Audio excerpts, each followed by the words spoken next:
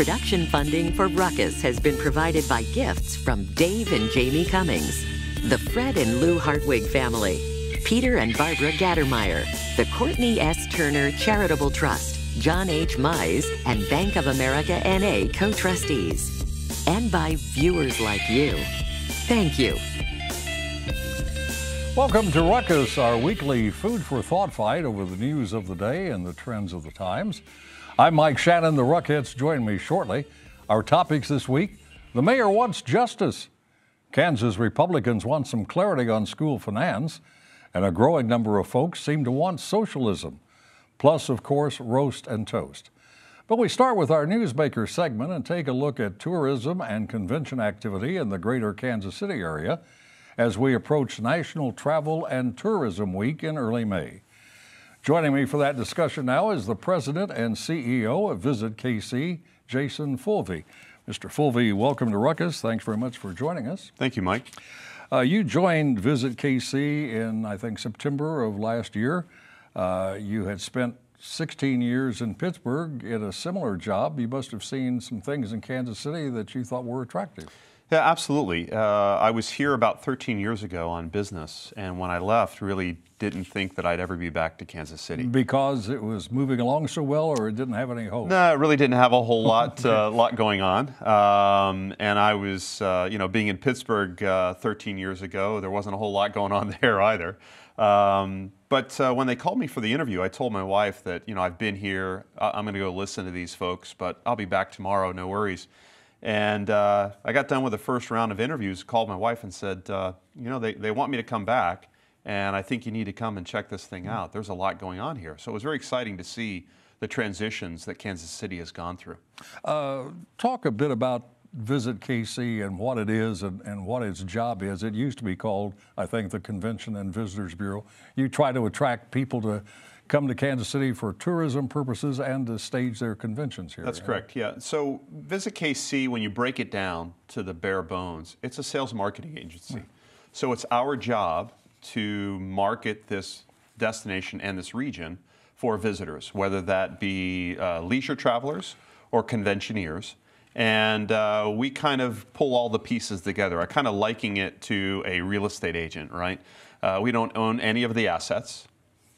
But we're charged with marketing and selling those assets to prospective customers. And our job is to bring the customers and the assets together to close the deal. And the KC and Visit KC doesn't just mean Kansas City, Missouri. It means the entire KC metro area? Yeah, technically we're charged with filling hotel rooms in Kansas City, Missouri. But when you take a look at travelers and the way that they travel, they don't see the state line road boundary or the river boundary.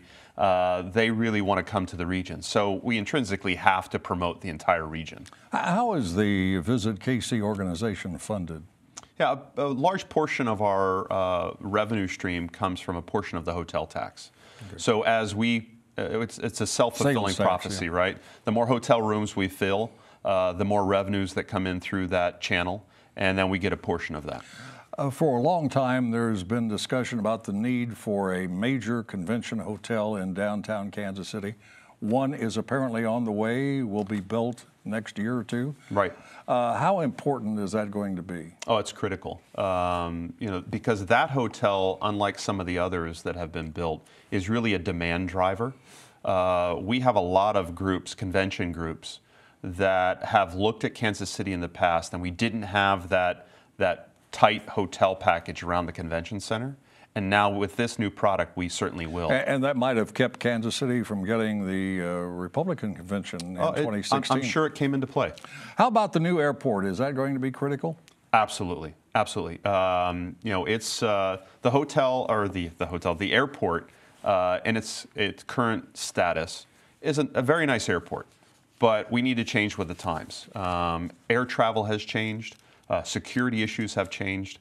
And we've actually have documented groups that have said that when you get a new airport, we'll take a closer look at it. Let me ask you about Travel and Tourism Week coming up in early May. That's been around since 1983 in the days of Ronald Reagan. Yeah. The theme this year is Travel Matters. Briefly, why does it matter so much to Kansas City? Well, and I think it not only matters to Kansas City, but as a nation, as a whole, it gives us an opportunity to really put a spotlight on travel and hospitality and tourism and the impact that it has on our economy. When we look at how many people we had come through the gates in Kansas City in 2016, it was over 25 million visitors into Kansas City in 2016. That was $5.5 billion in economic impact. That's direct economic impact, not calculating a halo effect where you have the other ancillary services that are attached to travel and tourism. Got to stop you there. Thanks very much for coming in. Pleasure to meet you. Thank you. Come back and see us. Absolutely. That is Jason Fulvey. He is president and CEO of Visit KC. Now let's meet the panel and start a ruckus.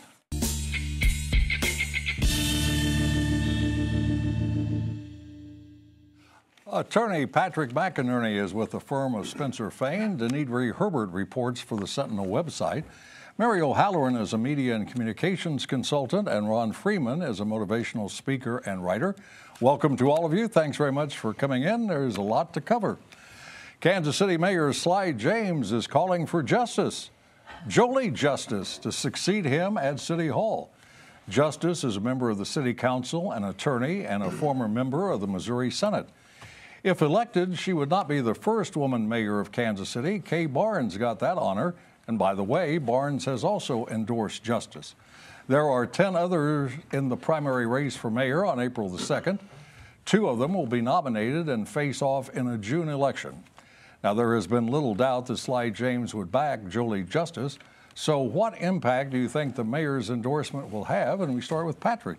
Well, with 11 folks in the field, it may have enough impact to matter because, really this is going to be a race on the margins, and it's going to be a race about getting your people out and getting them to vote because with 11 folks in the race, 12, 13% clears the bar and sends you on your way to June. So and I think that's why we're seeing such a parochial race right now. We're seeing, the leading candidates and actually every candidate run to their base hard, knowing that there's not a high bar to clear to make the general. You saw that Kansas City Star poll, I think, where the leading candidate is named undecided. 44%. Yeah. And that kind of underscores what they have to deal with, and that underscores the ground game and its importance on April 2nd. Denidre, that poll was taken before Sly James endorsed Jolie Justice. Do you think that will make any difference to her percentage? I suspect, since everybody is running to their base, that Jolie Justice, her base was already Sly James's base. They already know it's probably very, very marginal number of people this election. I think Sly James, when he was last elected, only 21% of the population of voters actually went to the polls, so it will matter a little bit because there's not going to be that many people voting. But I think those people were probably already with her to begin with. Mary, do you think the turnout in the primary will be dismal in terms of numbers? Well, yes, if you look at it like we do, former teachers of good government. Of course, it's outrageous that we have such low turnout. But given Kansas City's past, I love the race for mayor. I've been involved one way or other with a mayor's race since I came to town in 1978. So I love this race. I mean, I think people do get very involved in it. And I think it's because there's so many council people, and they're sort of even. Jolie Justice, when people think about her and Sly James, are going to think about the successes they have. He asked her to take on the big job, to take that airport proposal and make it happen. Working with him, the city manager, and everybody else you had to work with. And by gosh, at the end, 75% of the voters said, good job, let's move forward. Ron, I think that will matter to people. Ron, let's assume for the sake of discussion, we don't know, but let's assume Jolie Justice is one of the 2 people nominated at the primary in April. She represents the city council and someone who has been in government for a long time. Do you think the other candidate will be someone from the private sector, maybe this Steve Miller, who's an attorney?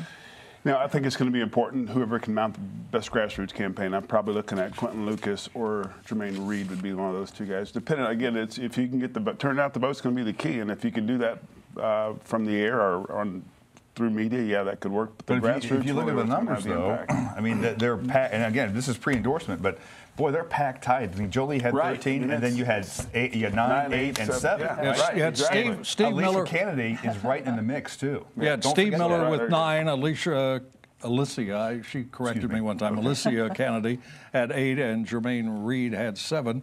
Then you've got Taylor with 5, Lucas with 4, Wagner 4, Clay Chastain has 2%, Phil Glenn 1%, Henry Klein 1%, and Could be Clay's year. Vincent Lee 1%. I think the voters have to be pretty bored with this race. I mean, I don't live in Kansas City proper, but I'm bored with it. They all seem very similar to me. That leads me to a point I want to ask you about primarily because you don't live in Kansas City, Missouri.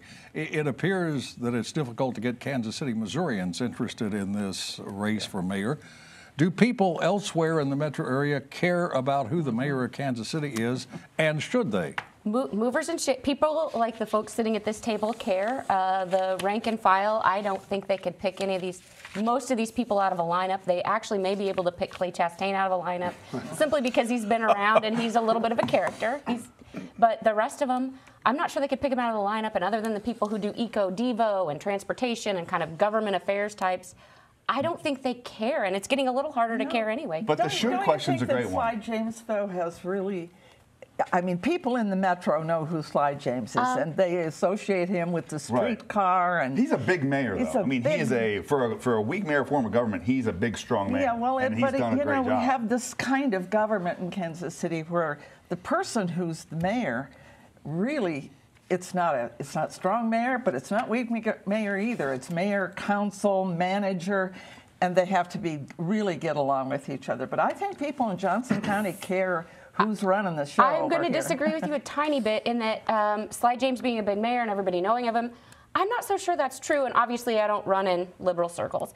But in the circles that I run in... Liberals don't run in circles. It's a nonpartisan race. It is. But I will say I was more familiar with Mark Funkhauser than I am with Sly James, even though I would say I'm more involved now. Mark Funkhauser, I remember him crossing the line quite a bit and coming to talk to more conservative, libertarian The only groups. disaster we've had as a mayor forever. It was I'm just saying, I was more familiar with him than I am with Sly James. It's a nonpartisan race with all Democrats. With all Democrats, right. By the way, One reason it's so boring. Friday evening at 7:30 here on KCPT, we'll telecast the mayoral debate that was held at the Kansas City Library System. The title of it is Who Will Lead? That is Friday at 7:30 on KCPT. It should be fascinating. Watch for Clay Chastain's appearance. Oh, please. Which I guess he didn't get to appear because he didn't meet the standards for appearance. The omnipresent issue of school finance continues to dominate the Kansas State Legislature's activity, or lack thereof. The GOP-controlled Senate approved what the state Supreme Court said must be done to pass constitutional muster, enhance the finance package with $90 million more annually to cover inflation. It appeared the school district plaintiffs in the case, now called Schools for Fair Funding, also accepted the inflation package, and the case seemed to be finally resolved. So the state Senate passed that measure, and then Schools for Fair Funding said they actually would need more money to cover inflation. Now it's back to the House where they're crafting yet another school finance bill, one the plaintiffs surely will not like. Do you see any likelihood this issue is headed for imminent resolution, Denidri? Quick answer, no. I also want to correct you on something. I think it's unfair to call this a do-nothing legislature. I think those criticisms are unwarranted. But that's a different topic for another day. This isn't going to resolve the problem. The Senate Bill 142 gives $90 million. The plaintiffs, everybody was on board. Everybody was on board, moving in the same direction with this $90 million. And then all of a sudden, Schools for Fair Funding said, nope, that's not enough. They said there's a calculation error in the numbers for inflation, and the real problem is it's never going to be enough. I don't care what number they throw up, they are going to come back and ask for more. There's never going to be enough money thrown at Schools for Fair Funding to appease them. Well, their lawyers are getting very rich. Is the reason Schools for Fair Funding changed its mind because the Senate bill only provided for inflation costs for 2 years and not for 4? No. What was I asking you? No, I go thought ahead. Go ahead. Well, it's not. Somebody I answer mean, it. it's a technical thing. It's not exactly correct, but generally speaking, that's right. What's happened here is that everybody was on board, as Denitra said, but they actually did authentically. This isn't some last-minute ditch to get something they don't deserve. It's how you calculate the inflation, the demands of the court, that the legislature take care of the inflation factor. The governor came up with $90 million. Everybody's on board, but should it be added every year the same way? Yeah, I thought that's what I said. It was agreed to for 2 years and not for 4. And Senator Denning, I specifically remember being there when he said to them, look, this calculation looks wrong. It looks like maybe are you going to be okay with this? Their lobbyists said yes. Some of those superintendents said yes. And then all of a sudden they changed their minds. Yeah. Well, it's $450 billion versus about $900 million. I don't know how anybody's going to live on that amount. Double it, and it's like, are you going to tell me about this inflation? Where's that come from? You're talking almost a 25%, excuse me, of the budget in what they're asking for, what the plaintiff is asking for at this point. It's like, where are we coming from? Well, I said the House bill that's being crafted would probably not be liked by the plaintiffs. They all hate it. It's going to require the districts to spend down some of their cash reserve, like rainy day fund, and also calls for the Department of Education to enact performance accountability standards and require districts to report those. That is surely anathema to a school district. They don't want any more questions about their performance. Well, I think a lot of the beef is that the Senate authors and the people who supported this view this as the House stepping into the shoes of district administrators and playing administrators as opposed to, I guess they would say staying in their lane and either passing it or not passing it and stop messing with the details. Is this going to go to the Supreme Court again? No. Yes, it is. It's never. I predict that forever. the governor and the Senate Republicans will succeed, and this will go to her desk. Denitra, since you cover this stuff all the time, Yes. the state income tax bill has been passed by the entire legislature. Yes. And it would bring the state tax measure into line with the federal changes. And the governor is likely to veto this, I think, because she says it would keep $500 million from going to the state. Is that your understanding of what's happening? She hasn't actually said she'll veto it, but she's been very She said clear. on television last night, did said she okay, might I didn't very hear that well. last night. I've heard her say she's not sure, but she's not spoken kindly. What of other it. choice would she have if she says it keeps the state from $500 million it badly needs? What other choice does she have? It keeps. I hate that vernacular because it's not true. It keeps us. This is a bucket of money they But that's found on her the street, position. and they know who it belongs to. And the legislature has the choice to give it back to the taxpayers, give it to who it belongs to, or put the money in their pockets. And the moral thing to do is to, even if she opposes it, let it become law without her signature. I know it's always going to be fun to talk about Kansas school finance. It's like no other topic we ever had. Well, there once was a time in this country when socialism, part of Karl Marx's plan to impose worldwide communism, was feared. Socialism meant government control of the economy, government control of people's lives. We feared the Soviet Union's goal of exporting communism to other countries, including our own. We fought wars to stop communism in Asia. Fast forward to the present, where some leading political figures are embracing socialist ideas, calling themselves democratic socialists, demanding greater government involvement in education, health care, employment, climate change, and more. They're finding support from younger voters, so-called millennials and Generation Z, who will make up 37% of 2020 voters. A recent Harris poll shows they are more likely to embrace socialistic policies and principles than past generations. Now, is that reason for celebration or for despair? First it goes to Ron, then goes to Mary.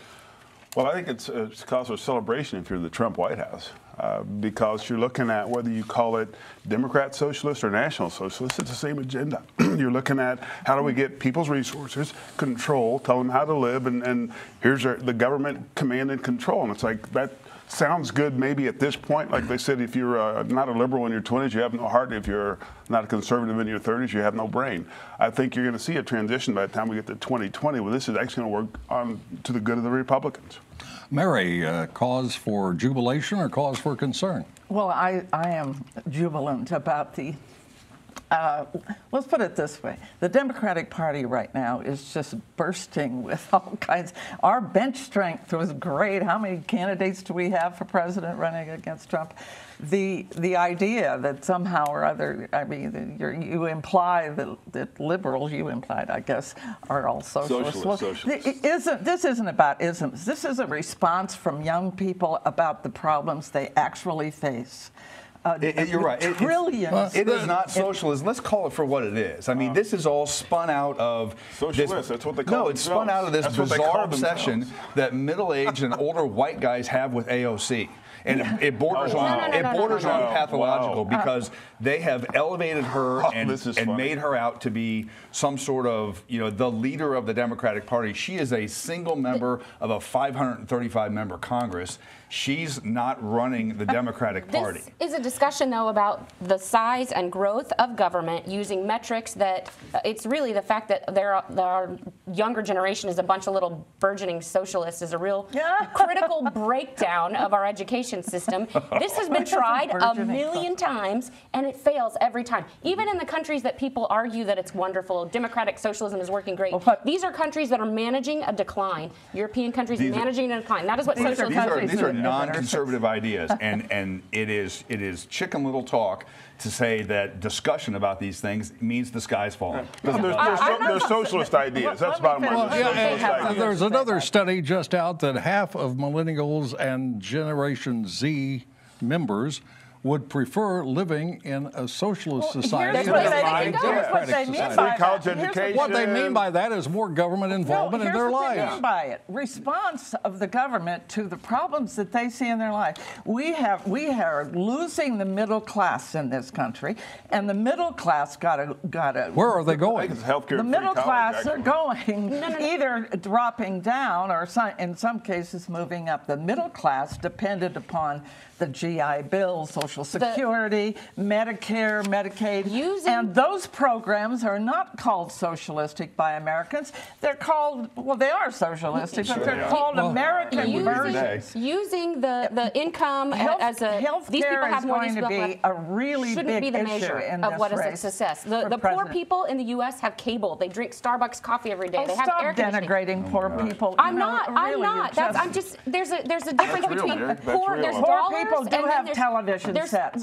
There's dollars, which is what we're talking about, versus quality of life. Young people are facing the most. The poor people in America are some of the wealthiest in the world. If we give 2 years, the history of the world. 2 more years of public education to people entering the workforce, kids getting out of high school, that is a healthy move. It's called A+ in Missouri. We're doing that now. And we already paid for K through 12, and it's failing. We need to make that better. Let Patrick say something. Part of what the Democratic Party has to resist is taking the bait from this White House. And the bait from this White House is socialism. The bait from this White House is all this calamitous talk about what's going to happen to the country if the Democrats take over. And the Democratic Party has to resist that and talk about ideas that matter: healthcare and jobs and education. Well, they are talking about a green. They are talking about a Green New Deal. Yes. Which would be estimated to cost $93 trillion. The gross national product of the United States, GDP, gross domestic product, is now $23 million. Our debt is like $22 trillion. Where would $93 trillion come from? These programs have to be paid for something. Of course they do. And we're got to stop. We got to stop because of time. And now we head to the soapbox. That's all I have to say. Off to the soapbox for Roast and Toast, where we have 30 seconds each to scandalize, optimize, or criticize. Well, I'd like for people to pay attention to what the host says when it comes to time limitations. We start with Patrick. So I may throw my hip out doing this, but I'm going to toast Roy Blunt for standing up to this president and his bizarre, ill-conceived idea about a national emergency at the southern border. It took some stones to do it. He's taken some hits for doing it, but it was a principled stand, so I got to toast him today. 30 seconds, Mary. I'm going to toast the Speaker of the House, Nancy Pelosi. You know, Republicans have spent millions of dollars trying to denigrate her in 1,000 different ways. And Nancy Pelosi has faced Donald Trump and in her gracious and disciplined way kept the Democratic members of Congress, all of which are experiencing being in the majority for it's been a while, and doing it with real strength and intelligence and verve. And boy, she is sticking to it. And thank God for Senate Republicans who are now supporting her.